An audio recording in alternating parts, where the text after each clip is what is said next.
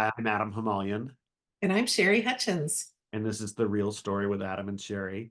It's where we talk about all things real estate. Some of it is for our clients, some of it's for our colleagues, and most of it's just for us to have fun together. So we hope you enjoy our ride. This week, we're going to talk a little bit about how we overcome challenges, and I'm going to key off a quote from a book by M. Scott Peck back in the 70s. It was a self-help book called The Road Less Traveled, which is inspired by that Robert Frost poem, I believe. The quote is, "Life is difficult. Once we truly understand and accept it, life is no longer difficult because once it is accepted that the fact that life is difficult, it no longer matters."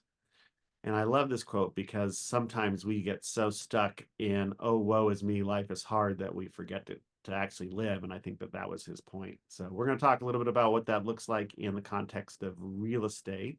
Yep. And there's been some struggles over the last few years in real estate. Some of it might be obvious to the outside world and some of it not. But starting with the beginning of the pandemic, it was a kind of a rude awakening and life became very difficult. Sherry, do you remember what those first couple weeks were like when we had the shutdown? I do remember. Absolutely. I learned about the lockdown because we were in contract with a seller out on Bollinger Canyon Road, and the phone rang. I picked it up, and she was half sobbing and half shouting into the phone, "My transaction has to close." And I said, "Why wouldn't it close?" And she said, "We're going into lockdown." I was like, "What?" I had no idea. And that was March 16th, 2020. Yeah. And we did close that transaction. We signed on the back of a golf cart on a dirt road off of Yeah. Bollinger Canyon because Yep. the notary wouldn't go all the way off road to their house. It was a unique signing nonetheless. Definitely a Um, unique signing. There are a lot of things unique about those yeah, first couple of weeks. yeah. And do you remember the first transaction that we got into contract, not just closed during the pandemic, and how that happened? Well, the funny thing is that we had to leave our offices on the 16th, and remember, it was only going to be for 21 days. It was going to be till Haha. April 7th. Yeah. And I remember thinking, what am I going to do for the next 3 weeks at home? This is so weird. And the next morning, you got a call from one of our clients who said he wanted to see a house down in Crow Canyon Country Club. And we were in lockdown. And you jumped in the car and probably drove down an empty freeway and went into a house, showed it, and called me from the house and said, "Write up an offer." We hadn't even been in lockdown for 24 hours. Yeah, I don't think we knew the rules then, really, and so I probably broke a rule driving down there. Uh, Uh, but yeah, was the freeway completely deserted? it was mostly deserted. There was like, Yeah. essential workers driving, delivering things, but that was Yeah. about and the title company wouldn't let people come in and sign documents, and so when they went to go sign their documents, it was on a folding table in front of the office, in down in Danville. Um, Yeah. That was a what was weird. great about that was it gave us confidence that even though we didn't know what the new rules were and we would learn to abide by them, there were a lot, we had immediately this confidence that, oh, we can do this. Well, a lot of agents who didn't have that benefit were, I don't want to oversell the woe is me part of it, but were a little bit more tentative because they didn't have that experience. And so you and I just said, all right, here's our plan. And we started doing daily Zoom meetings, and we did not, we hardly missed a beat, and we were immediately kept going with all of our regular business activities, while other people, I think, waited about a month or 6 weeks, and we had a 6 week jump on them because of that confidence of that one transaction. I didn't even know what Zoom was. Oh, I Uh, didn't, I didn't either. had no clue, and all of a sudden I was living my life and doing my job on Zoom. Not only did we have the confidence that we got from that first transaction on the morning of March 17th, we also had years of marketing to feed off of. We had never stopped, mailing our postcards and doing our newsletter, and doing our pot buys, even though we had 30 boxes of Thin Mints sitting on our desk that were supposed to be delivered on the 17th of March I that may have never got eaten delivered. half of those boxes myself, for the I record. probably ate I probably ate the other half. But, I mean, that's the reason that this client called us. He didn't care that we were in a lockdown. He wanted to buy a house, and he knew about us because we'd been marketing to him for, a long time. And so it was the consistency and then the belief that, okay, we still have to sell real estate. People still want to buy and sell houses. Let's figure out how to do this. So, I mean, I really, have to hand it to you because you're the one who said to me, okay, here's what we're going to do. This is how we're going to manage the pandemic, and laid out kind of the game plan. And that's what we did. And I think we sold more houses that year than we ever sold before and since. Yeah, I think you're right. The next year was pretty good too. I don't remember actual Yeah. numbers. Yeah, I sometimes I thrive in the crisis moment. Mhm. And it's, you because you kind of get to ignore some of the rules, like maybe Mhm. driving on the freeway. But and maybe I should make sure still pay attention to all the important rules. Um, Uh-huh. but it You do. allowed you creativity. I got to use a little bit of creativity of figuring out how we might get around it, and that was a little bit fun also. But also Yeah. just our clients had needs, and we were able to jump Yeah. through a few extra hurdles that were put in place for everyone's safety and liability requirements, and those Yep. horrible PED forms, which were, I forget what PED stands for, but it was I don't know. everybody had to sign a disclosure that they recognize that they might be exposed to something in a house and that they don't have COVID and they're not bringing in and exposing other people. And we had to sign one of those for every house that we showed for every client. Yeah. So so that was the kind of the crisis mode. I'd say the last year and a half has been less of that crisis mode where things change dramatically on a dime. Mhm. And there's been a bunch of different factors that have led into about 40% less transactions in our regular business area, Contra Costa County, over the last year and a half or so. And so buyers, sellers, real estate agents, everybody involved in the transaction of real estate has, I'll say, struggled, but certainly been challenged over the last 18 months. Mhm. And so we should talk a little bit about what that's been like. How have we adjusted to that new dynamic and why? I mean, I keep thinking that we had a bad year, and then I remember that we were President's Club Elite for our brokerage, which meant we were 10 out of about 170 agents to reach that level. So I guess we weren't really struggling, even though it felt like it. I think we did Um, okay. yeah. What do you think? Why do you think that we maintained a higher level of business in this down market than most agents? I think it was because we continue to market to our sphere. We do regular newsletters, we do regular postcards, we do pop buys, we stay in touch with our clients. We reach out to them on a regular basis and let them know that we're here to help them whenever they need help. Do you think we've made any significant changes to the content of our marketing since the downturn? Like, I mean, certainly been moments when there were bigger distances between commission checks, and I would be lying if I said I didn't count those pennies every once in a while, like when's my Mhm, next quarterly payment due, that sort of thing. But mhm. um, any changes in what we've done, or just we kept doing the same thing? I think we kept doing the same thing, consistency. There was a book that came out, I don't know, it's probably been 30 years now, called Good to Great, and it was, business intelligence type stuff, and they tracked a bunch of companies, and one of the things that they remarked about was the flywheel effect. So in manufacturing, they lose a lot of energy to keep the assembly lines going. And rather than having these motors start up the whole process, they would have a flywheel going, which had a lot of mass. Sorry, I'm getting into physics here. I like this kind of stuff. Okay. So this big heavy wheel that's in the ground, and they get a motor to start it and get it spinning. And once it starts spinning, the inertia, the rotational inertia of that flywheel will just keep going even after the motor turns off, and it'll go for a long time. And the other kind of dynamic is, well, obviously you need to have it keep going. So when they put the motor on it again, they only have to do a little bit of energy to keep that flywheel moving, but it Mhm, takes a lot of energy to start that flywheel. And that mhm. when it's dead, you have the rotational inertia wants to keep it still. And Yeah. so there's a lot of energy to keep it going. And I think that that's so in Good to Great, talking about these companies, they were doing the same business and they were keeping it going. And I think that one of the things that we do and have been doing is we keep our flywheel going where we consistently are providing important, helpful information to our clients. And it's Mhm, not saccharine, it's not here's the flash of the day. Oh, mhm. interest rates are up, you should buy a house now.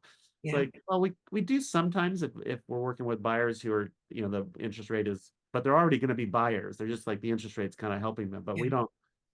we recognize that people don't buy and sell because of transitional things like that. They buy and sell because it's the right time for them to buy and sell. Yeah, the postcards and the newsletter and the pop buys are not meant to have them say, "Oh, I think I should buy a house today." It's meant to have them remember that when they're ready to buy or sell, that we have a relationship with them and that they should call us so that we can help them, reach their goals, whether it's to buy or sell or Yeah. invest.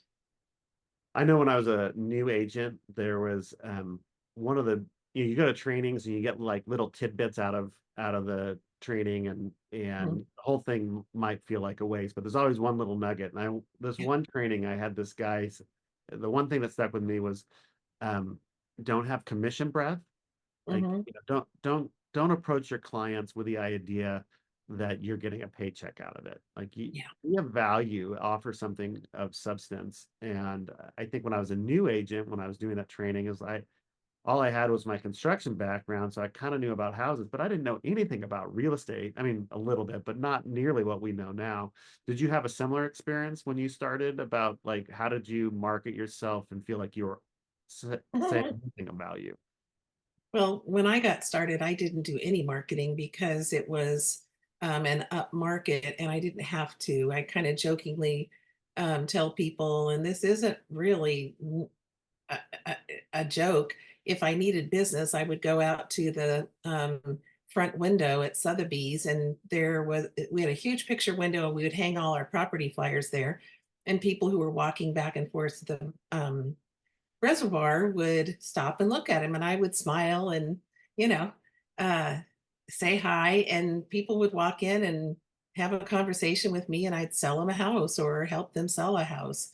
And obviously, that ended when the recession hit, but uh, I didn't do any marketing, and so a little bit off topic here. Um, But did you ever feel like sometimes people think about real estate agents, their esteem for us is pretty low, like along with lawyers and politicians. mhm, Because I feel like some agents come across like a used car salesman. yeah, And have you ever, we see those pitches all the time, even from some colleagues that we like, and we're just yeah. like, really, that's how you're going to sell? I mean, did you ever feel tempted to do something like that, or try and push a client to do something that was in your interest and not their interest, or Well, I don't know if this is your experience, but when you're brand new, you don't have anything to fall back on as far as experience in helping a client get through a transaction. So for me, it felt like it was natural for me to sell, sell, sell, sell, sell. I had one situation where I wrote an offer and we got a counter offer. And I thought it was my job to talk my client into accepting that counter offer. And I feel like I put a lot of pressure on them with listing reasons why. I did a pro and con list actually, and went through a verbal list of why they should sign that counteroffer. And they didn't want to sign that counteroffer. It wasn't in their best interest.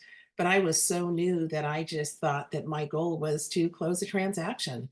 And when I got off the phone from the client and had that conversation, my broker, who is also my mentor, a great guy named Rich Marino, walked in and said, Sherry, you can't want it more than they do. yeah, what great And advice. yeah, I've always remembered that. And but the more I worked in the business, the more transactions I had under the belt, the more I realized it was not my job to be a salesperson. It was my job to be an advisor. and to use my experience to help them make the best decisions as they moved through a transaction. Yeah. So that was really helpful. It's nice to be at this stage in a career where we have a reputation out there amongst our clients that Mhm. they feel comfortable and they trust us, and we have set aside that kind of insecurity that we both had when we started about needing to sell and feeling like a Yeah, used car salesman of some yeah, sort. yeah. And the more that we feel comfortable, the better we are as agents, both with our knowledge and our experience, the less we are tempted to, be that salesman Mhm, type person. mhm. And it's kind of it's like that flywheel. Like the more we make that transition, the more valuable we are to our clients, Yeah. because we can live into what we say we want to do, which is act in their best interest. Uh, Mhm. I mean, we still need to do the things like the pros and cons list of why they may or may not want to respond to a certain offer or a counter Mm. offer. But it's a but the that presentation is different. It's more like you can choose either way that you want. This is what you need to know to make that decision. And Yep, if you don't yep. have all the information, let us know. We'll get you the information you need to know whether it's a good choice for you or not, rather than Mm. trying to feel like we're, the ABCs, right? Always be closing. I think that you and I have gotten to a place where we don't, that's not in our vocabulary, even though we hear that bandied around in our That is industry. not the goal. I mean, we talk clients out of buying houses all the time. Yeah. They're And not in their best interest. And you made me think about something when you were saying that we have the reputation of being trusted advisors to our clients. They know they can rely on us and trust us. We also have that reputation with other agents, which is really important because they know that we know how to do this. And if they accept an offer from our clients, that we're going to do our very best to have a good transaction, all the while protecting our clients, obviously, but we're professional and we're ethical and we're honest. And, it's important for other agents to know that. And I think we have that reputation.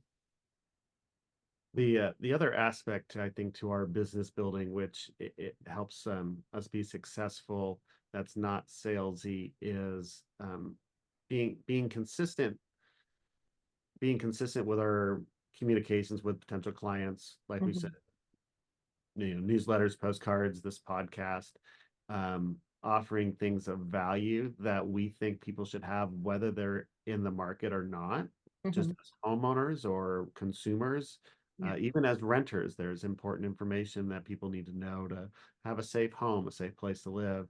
yeah, And as we were talking about this, we were talking about, do we want to be so transparent with our potential clients about how we are marketing to them? And we realize we believe in what we're sharing so much that we don't really think about it. I mean, we think about it as business generating because we don't want to be secret agents, but we also yeah, believe in what we're sharing so much that we believe that it's valuable whether people choose to use us for their real estate transaction or not.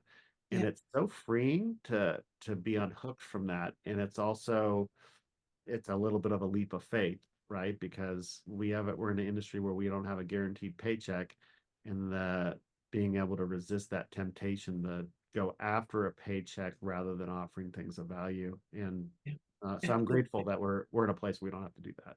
Yeah, me too. Yeah. Me too. All right. Anything interesting, interest rates this week or in the market, that we think we should share? Excuse me. Yeah, do you remember that house we looked at that was priced a little over 2 million? And it all had one living area? Oh yeah, yeah. It was very well done. But for a house that size and over 2 million, only had the one living room space, really one great room. Small, small living room. Yeah, it was a small living room. What was the homeowner, the seller, and I can't remember whether it was that seller or a previous owner, had been very creative with how they were able to create some flex space, and they created a kind of kids playroom above another room. I don't think it Mhm. was over the garage. I think it was over like a laundry room, but it Yeah, um but it that was was, good size. yeah, it wasn't counted in the gross living area because it didn't have a full height ceiling, but it was Mhm. finished so well and was enough big enough that I could stand up there, though I felt a little claustrophobic at 6 feet. But I could kids, stand up with no problem. oh yeah, yeah, that's true. But kids could use that space, and it was Yeah. probably like 10 by 15. It was a Yeah, it was great a really space, good finished size. really well. It did not feel like an attic space, and it was an open stairwell, so it wasn't like people had to go up this narrow hallway to find them. Like it was open. Like if you're in a kitchen and you call it, "Hey, lunch is ready," they would have been right there. So Yeah. It was a sometimes really cute makes house. you can add to the functionality of a house without adding a lot of expenses like raising a roof and putting a whole second story on. And Yeah. so I think that's part of the reason why, even though this house um, was listed over 2 million, it got away with it with the one living space because of this second space. So very creative. I love it when people are creative with their houses that way. Yeah, and the seller worked very closely with the realtor to do all the design work on that house. They hadn't really been out looking for a home, but all of a sudden something popped up that looked like it was a good fit for their growing family. So the fact that the house was really well done and they were able to put it on the market, within just a couple of days. And you had to drive past a fast food restaurant to get to that home. It did not hurt them. It speaks to the lack of inventory we have in this market, that a $2 million home, drive past the fast food restaurant and possibly a gas station on the other side, would get 4 offers. Yeah. It was cute. Yeah. Well, it was a good looking house. It was absolutely move-in ready and beautiful. Maybe Yep. some other day I'll tell you about a story about that fast food place there and me chasing down somebody who stole my kid's phone.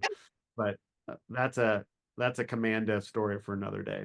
All right. Can't wait to hear it. All right. Hey, everybody, thanks for checking in with us this week. We hope that it was interesting to you to hear about how we do business and if we're marketing to you, how we market to you. And Yep. if you have questions about content that we send you, or if the things about real estate that you wish you knew more about, just let us know. We love talking about it. Obviously, we're willing to put our face and names on it right here. So Yep. until next week, we will see you then. Thanks, Bye. everybody. Have a good week.